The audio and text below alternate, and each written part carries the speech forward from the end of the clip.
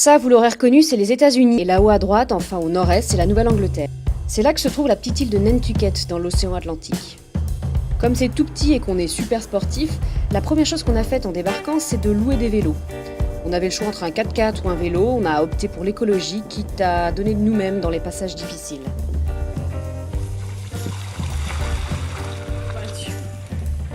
Nantucket a la réputation d'être une île de républicains, alors que l'île voisine, Martha's Vineyard, serait une île de démocrates. Le président Kennedy y passait ses vacances et plus récemment Bill Clinton ou Barack Obama.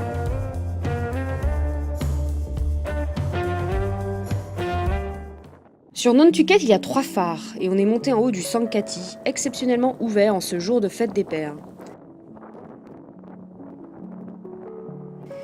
J'ai plutôt le vertige, les escaliers étaient branlants. Mais de là-haut, on pouvait voir des phoques dans la mer et des gens. Le phare est à l'entrée de l'adorable village de Sconset. Dans le centre, il n'y a que des anciennes petites maisons de pêcheurs reconverties en cottage pour millionnaires. Alors, j'exagère pas, Nantucket c'est une île très sélecte pour privilégier de la côte est. Du coup, tout est nickel.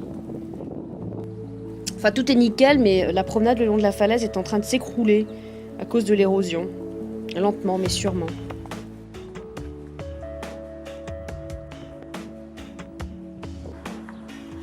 On a trouvé un super petit hôtel à Nantucket Town. Autrefois, cette ville n'était rien de moins que la capitale du monde. On y pêchait la baleine et l'huile extraite de ces animaux était l'équivalent du pétrole aujourd'hui. Donc la ville est super bien préservée, petite rue, joli bâtiment historique. Donc là, c'est la vieille prison, il y avait un vieux moulin et même la plus vieille maison. Et c'est comme ça qu'on l'appelle. Donc Nantucket, ça m'a vachement plu. Je crois que c'est l'effet isolement, charme suranné.